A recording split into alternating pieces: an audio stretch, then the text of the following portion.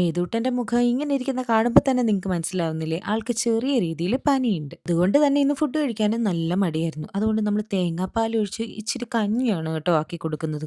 ഭയങ്കര പാടാണ് കഴിക്കാനൊക്കെ. ഒന്നാമത് പനിയും കൂടെ ആയോണ്ട് നല്ല നിർബന്ധം. ഏതൂട്ടൻ ജനിച്ചതിൽ പിന്നെ ഇതാദ്യമായിട്ടാണ് കേട്ടോ ഇത്രയും ചൂടൊക്കെ വരുന്നത്. അല്ലാതെ ചെറിയ ജലദോഷം വന്ന് പോയിട്ടുണ്ട്. ചൂടിങ്ങനെ നിൽക്കുന്നതുകൊണ്ട് എനിക്ക് നല്ല ടെൻഷൻ ഉണ്ടായിരുന്നു. ഭാഗ്യത്തിന് ഡോക്ടറെ വിളിച്ച് ചോദിച്ചപ്പം ഡോക്ടർ സിറപ്പ് കൊടുക്കാൻ പറഞ്ഞു. അതുകൊണ്ട് നമ്മളൊരു 6 മണിക്കൂർ ഇടവിട്ട് സിറപ്പ് കൊടുത്തപ്പോഴത്തേക്ക് ചൂട് അത്യാവശ്യം കുറഞ്ഞു.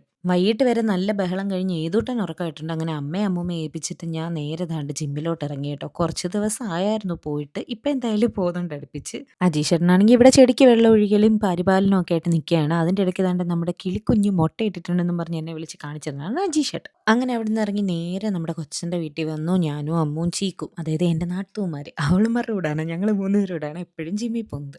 അങ്ങനെ ഞങ്ങൾ 3 പേരും കൂടെ നേരെ ദാ ജിമ്മിലോട്ട്. അങ്ങനെ ജിമ്മിലെത്തി ഇനി വർക്കൗട്ട് സ്റ്റാർട്ട് ചെയ്യാം. അത്യാവശ്യം തിരക്കുണ്ടായിരുന്നു. വൈകിട്ട് എല്ലാവരും വന്നിട്ടുണ്ടെന്ന് തോന്നുന്നു. ഞങ്ങൾ നല്ല ജിംഖാനയിലാണ് കേട്ടോ വരുന്നത്. അജീഷേട്ടനും ഇവിടെ തന്നെയാണ്. അങ്ങനെ വർക്കൗട്ടൊക്കെ കഴിഞ്ഞു. ഇനി കാർഡിയോയും കൂടെ ചെയ്തിട്ട് വേണം നേരെ ദാ വീട്ടിലോട്ട് പോകാൻ. അങ്ങനെ ദാ എല്ലാവരും കാർഡിയോ ചെയ്യാണ്. ഇനി ദാ നേരെ വീട്ടിൽ വന്ന് അങ്ങനെ ഫ്രഷായി എൻ്റെ 7 മണിക്ക് നെബുലൈസ് ചെയ്യാണ്.